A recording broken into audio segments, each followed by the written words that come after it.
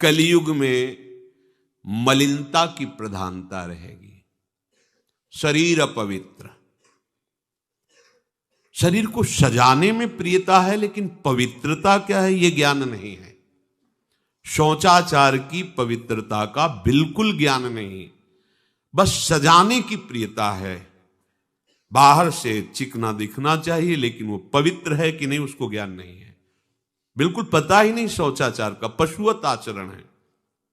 देखने को मिलते हैं खड़े खड़े लघु शंका कर रहे हैं, मुंह में बीड़ी ऐसे, वही जनेंद्री को छुआ ऐसे कर, ना हाथ धोना, ना आचमन करना, न पैर धोना, बिल्कुल पशुता का आचरण है।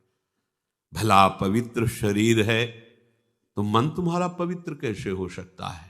तुम्हारे आचरण अपवित्र हैं, तुम्हारा शरीर पवित्र है। शौच गए वैसे ही, बस ऐसे हाथ धोया, उससे साबुन बस ऐसे निकल पड़े, कपड़ा वैसे सब अपवित्र, पूरे घर में वो पूरा घर अपवित्र। तो समझते हैं कि हम बहुत स्वच्छ, बहुत वीआईपी हैं। वीआईपी का मतलब बहुत अपवित्र हैं, उनको ये ज्ञान नहीं। और एक रंग चढ़ा है नए समय में, जूता मोजा पहनकर भोजन पा रहे हैं।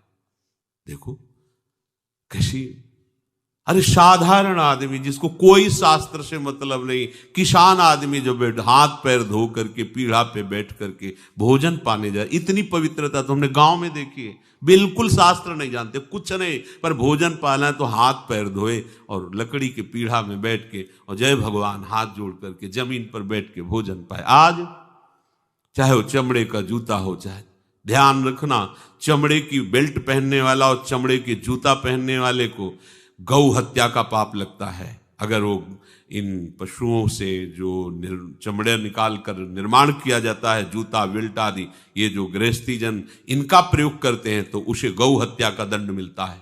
क्योंकि आप पहनते हैं, उसमें आप सहयोगी हुए, आप उसका प्रोत्साहन बढ़ा रहे हैं गौ हत्या का। ये अब वही सब पहने, वही शौच में कपड़े पहने हैं, वही भोजन में कपड़े पहने हैं, साधना होगी, पवित्रता ही नहीं जानते हैं।